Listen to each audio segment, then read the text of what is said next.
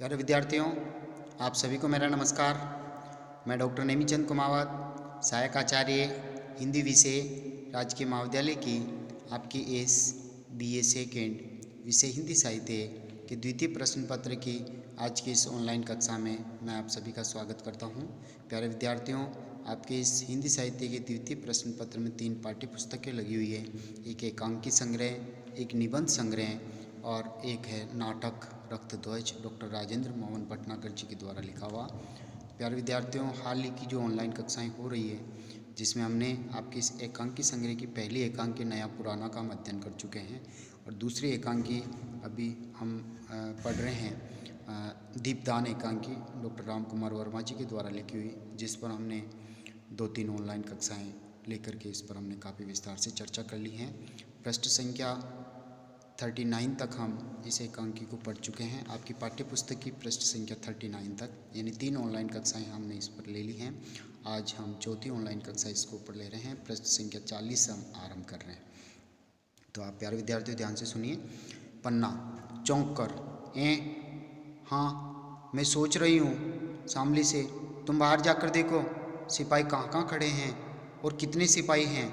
शामली, बहुत अच्छा दाई माँ, मैं जाती हूँ। यानी कहने का तात्पर्य, जब कीरत बारी महल में जब प्रवेश करता है, पन्ना दाई के पास आता है कि कुंवर जी ने ब्यालू कर लिए तो मैं जूठन पालूँ और मेरे को तो किसी ने रोका नहीं, मैं तो सीधे सीधे चला आया, सिपाहियों का चारों ओर पहरा है।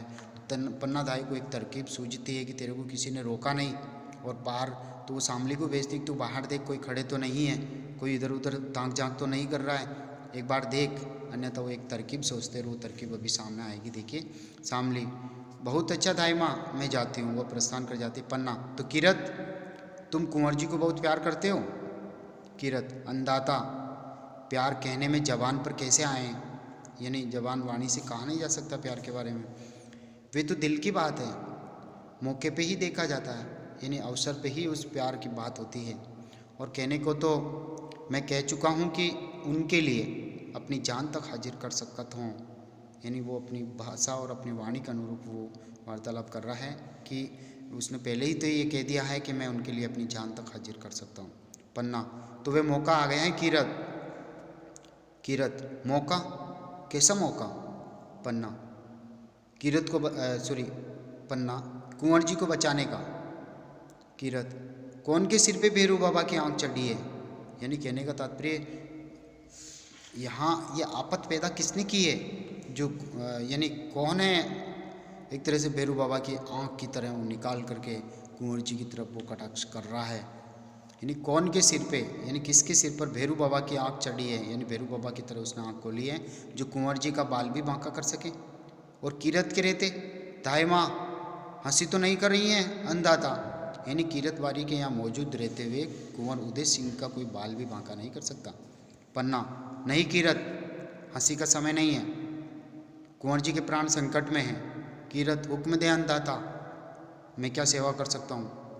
पन्ना, अच्छा तो सुनो, तुम बारी हो, तुम्हें बाहर जाने से कोई नहीं रोकेगा, तुम तो टोकरी में जुट्टी पत्तल उठा के जाते ही हो, यानी ये स्वाभाविक है कि तुम किरत बारी हो और बाहर से तुम अभी आए हो तो तुम्हें किसी ने रोका नहीं और जुट्टी पत्तल की टोकरी उठा करके जाओगे भी, तुझे कोई रोकेगा नहीं।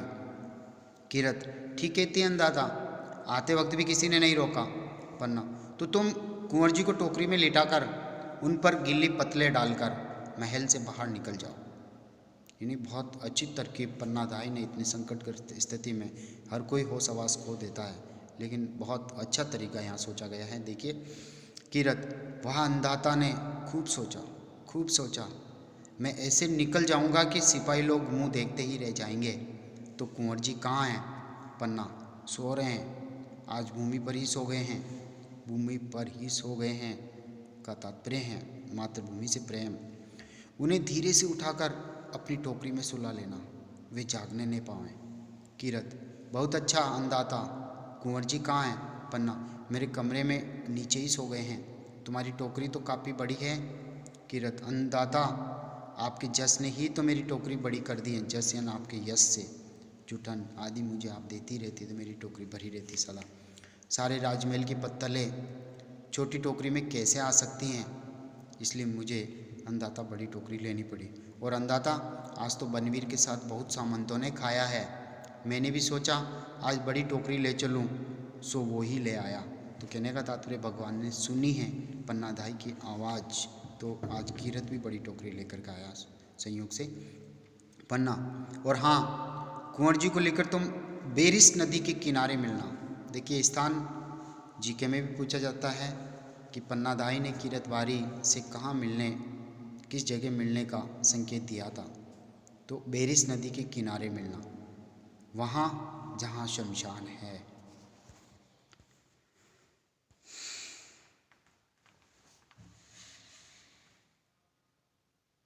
कीरत, ठीक है अंदाता, वहीं मिलूँगा, वहाँ मुझ पे किसी भी आदमी की नज़र नहीं पड़ेगी।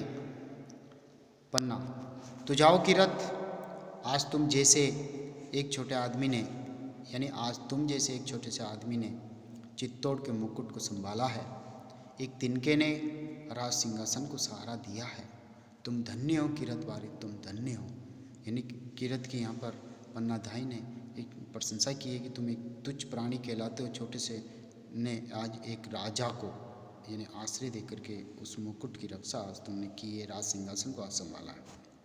कीरत, अंदाता, धन्य हैं आप धन्य तो आप हैं कि मुझको आपने ऐसी सेवा करने का काम सौंपा है।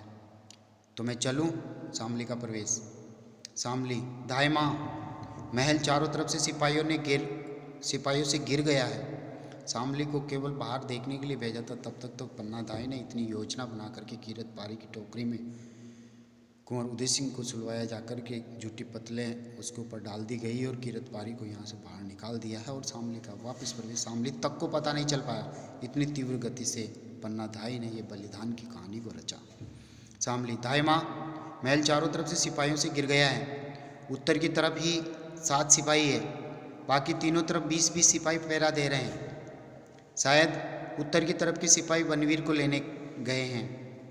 पन्ना, कोई चिंता की बात नहीं शामली, तुम यहीं ठहरना, मैं अभी आती हूँ। और कीरत से, चलो कीरत। दोनों का प्रस्थान, पन्ना का प्रवेश। पन्ना, अब ठीक है, कुंवर की रक्षा हो गई। शामली, पर एक बात है धाई माँ। पन्ना, क्या? शामली, बनवीर यहाँ जरूर आएंगे, वे तुम्हारे महल में कुंवर जी की खोज करेंगे। जब वे कुंवर जी को न पाएंगे और तुमसे पूछेंगे तो तुम क्या उत्तर दोगी? यहाँ बहुत विकट समस्या खड़ी होने वाली है। तो पन्नाधाई यहाँ ऐसा एक निर्णय लेती है कि अपने जिगर के टुकड़े को कुंवर उदय सिंह के सैया पर सुलाने का निर्णय एक माँ के द्वारा लिया जाना बहुत रोमांचित कर देता है, बहुत मार्मिक रूप से रुला देता है। हर कोई प्राणी, हर कोई पाठक, हर कोई श्रोता जो इस कहानी को सुनेगा और पढ़ेगा, जरूर एक बार आंखों में आंसू जरूर आ जाएंगे। एक माँ तो रो ही पड़ेगी।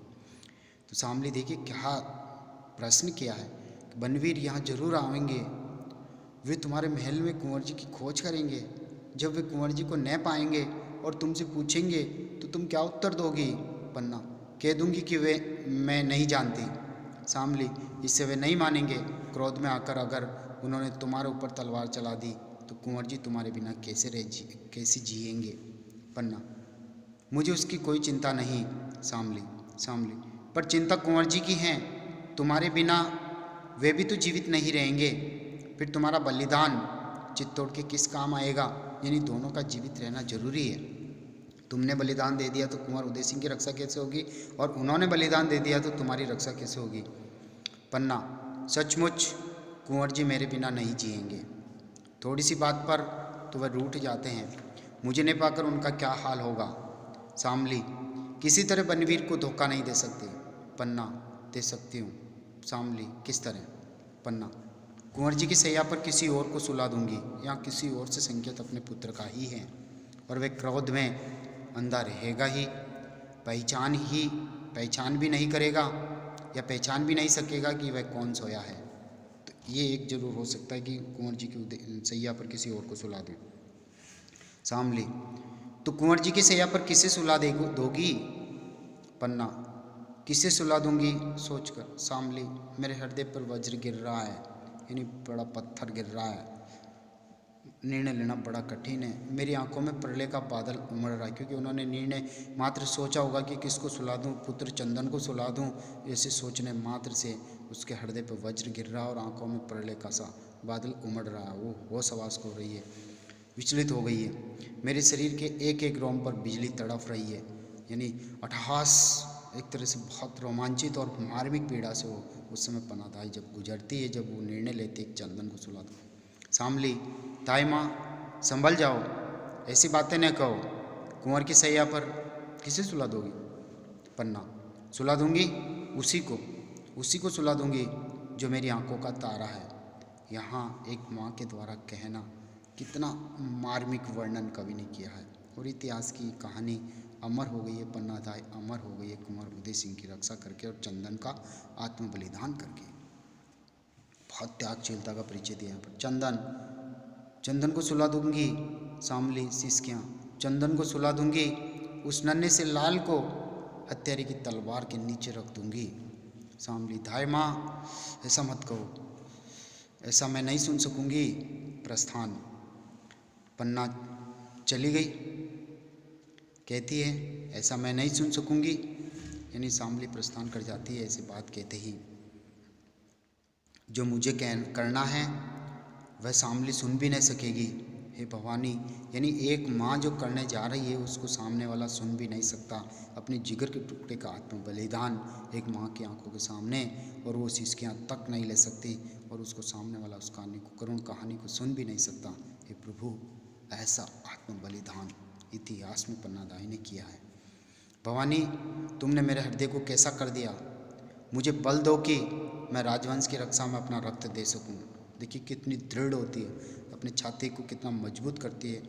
छाती पर पत्थर रख करके एक तरह से वो ये निर्णय लेती है कि राजवंश की रक्षा अपने रक्त से करूँ। अपने रक्त यानी अपना जिगर का टुकड़ा जिसमें खुद का रक्त प्रवाहित हो रहा, केवल राजवंश की रक्षा यानी कुंवर उदय सिंह की रक्षा के लिए अपने पुत्र चंदन को बलि चढ़ाती है।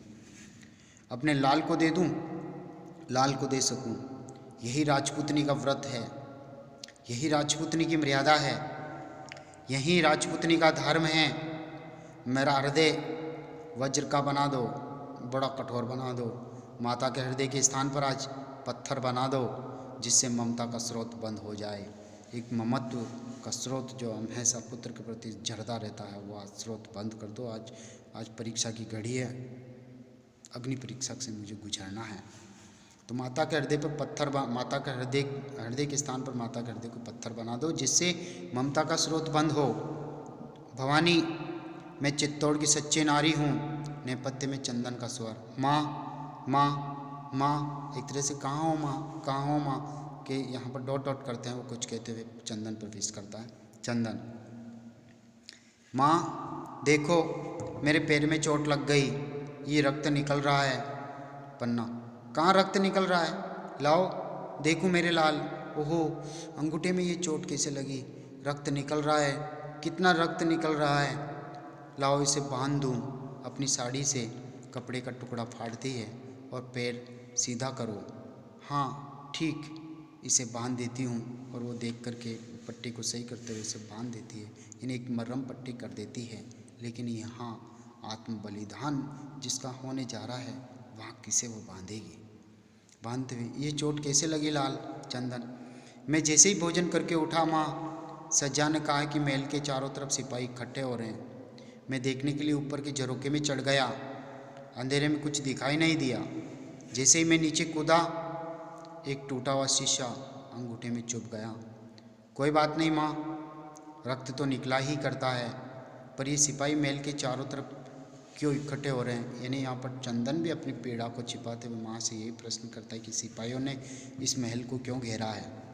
पन्ना, आज नाच रंग का दिन है ना, वही सब देखने के लिए आए होंगे, या फिर सोना ने उन्हें बुलाया होगा, वह नीचे नाच रही होगी तो उसी वजह से ये सिपाही आए होंगे। चंदन, माँ सोना अच्छी लड़की नहीं है, मैं कल उससे कहूँगा कि कहूँगा माँ कि कुंवर जी को अपना नाचने दिखाया करें, उनका मन आखेट करने में नहीं लगता। पन्ना, मैं भी उसे समझा दूंगी। चंदन, 43 पेज। चंदन, कुंवर जी कहाँ है माँ? आज भोजन में भी साथ नहीं चले। पन्ना, कहीं सो रहे होंगे। चंदन, तब से सो रहे होंगे, यानी तब से सो रहे हैं। माँ, कुंवर जी को ज़्यादा नींद क्यों आती है? मैं देखूँ कहाँ सो रहे हैं। पन्ना, बुरा मानकर कहीं सो रहे होंगे। चंदन, सोना ने ही उन्हें बुरा मानना सिखला दिया माँ, नहीं तो कुंवर जी पहले कभी बुरा नहीं मानते थे। खेल खेल में भी बुरा नहीं मानते थे, साथ खेलते थे, साथ खाते थे। आज अकेले कुछ खाया भी नहीं गया माँ। पन्ना, तो चलो चंदन, मैं तुम्हें जी भर के खिला दूँ। यहाँ जी भर के खिलाना यानी पूरा मन लगा करके तल्लीन होकर के खिलाना, क्योंकि उसके बाद पुत्र को नहीं खिला पाएगी। वो कुंवर उदय सिंह के स्थान पर इनका आत्म बलिदान हो जाएगा। चंदन, अब कुंवर जी के साथ कल खाऊंगा माँ, कल हम दोनों साथ बैठेंगे। तुम प्रेम से परोस परोस पर खिलाना, कल किसने देखा। कल खूब खाऊंगा माँ, कुंवर जी से भी ज़्यादा। कहते हैं कि मैं चंदन से ज़्यादा खाता हूँ।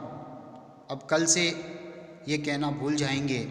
हंसता है, क्यों न माँ। यहाँ कितना दर्दीली वाणी है, बच्चा है, नादान। स्वाभाविक जो वार्तालाप है एक तरह से वो हृदय की वाणी यहाँ पर चंदन ने निकाली, लेकिन यह संकेत यह है कि कल, तो कल किसने देखा। पन्ना, ठीक है लाल। चंदन, माँ अच्छी तरह से क्यों नहीं बोलती, और तुम्हारी आंखें, यानी हे माँ तो अच्छी तरह से क्यों नहीं बातचीत कर रही, क्योंकि माँ का हृदय तो तड़फ रहा है कि कुंवर जी के स्थान पर किसको सुलाया जाए। अपने लाल को, जिसको शामली इस कहानी को सुन भी नहीं सकी थी, उसको सुलाने की चेष्टा। और तुम्हारी आंखें, यानी इतने आंसू क्यों झर रहे हैं, क्यों भीगी हुई है तुम्हारी आंखों में पानी कैसा। तुम्हारी आंखों में ये आंसू कैसा।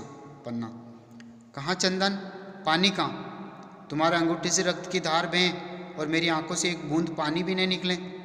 यानी यहाँ ये अंगूठे में धार बहने का पानी नहीं है, बल्कि चंदन को सैया पे सुला करके बनवीर के हाथों तलवार से बलिदान करवा देने का ये आंसू है। कठोर निर्णय पन्नाधाई ने यहाँ ले लिया है। चंदन, ओए माँ, तुम तो बातें करने में बड़ी अच्छी हो। जब मैं बड़ा होकर बहुत सी जागीरें जीतूंगा माँ, तो मैं तुम्हारे लिए एक मंदिर बनवाऊंगा, देवी के स्थान पर तुमको बिठलाऊंगा और तुम्हारी पूजा करूंगा। तुम अपनी पूजा करने दोगी। यानी एक छोटा सा बच्चा जिसका आत्म बलिदान होने जा रहा और एक माँ को एक देवी के रूप में पूज रहा है, तो वह देवी माँ क्या इस अपने एक तरह से इस भक्त का इस तरह से प्राणांत कर देगी, यह सा असंभव। पन्ना, तुझसे मुझे ऐसी आशा है चंदन। अब बहुत बातें नहीं करो चंदन, रात अधिक हो रही है, सो जाओ, कुछ आहट होती है। चंदन, माँ देखो उस दरवाजे से कौन झांक रहा है। पन्ना, किरतबारी होगा, तुम्हारा भोजन उठाने आया होगा, मैं देखती हूँ। उठकर देखती है। चंदन, कोई और हो तो मैं अपनी तलवारें लाऊं। कोई और हो तो मैं अपनी तलवार लाऊं। पन्ना लौटती हुई, कोई नहीं है, महल में किसका डर है। लाल, तुम सो जाओ। चंदन, कहाँ सोऊं, सजा तो अभी रसोई घर में होगी, मेरी सैया ठीक नहीं की होगी। प्यारे विद्यार्थियों, आज की इस ऑनलाइन कक्षा को हम यहीं समाप्त करते हैं। अगली ऑनलाइन कक्षा यानी 44वें नंबर से पृष्ठ से लेकर के अंत तक हम अगली ऑनलाइन कक्षा में इसको पढ़ेंगे। प्यारे विद्यार्थियों, आप पहली बार इन वीडियोज़ को सुन रहे हैं तो आप इस YouTube चैनल को आप सब्सक्राइब जरूर करें और इन वीडियोज़ को आप लाइक ज़रूर करें। आप सभी को बहुत बहुत धन्यवाद।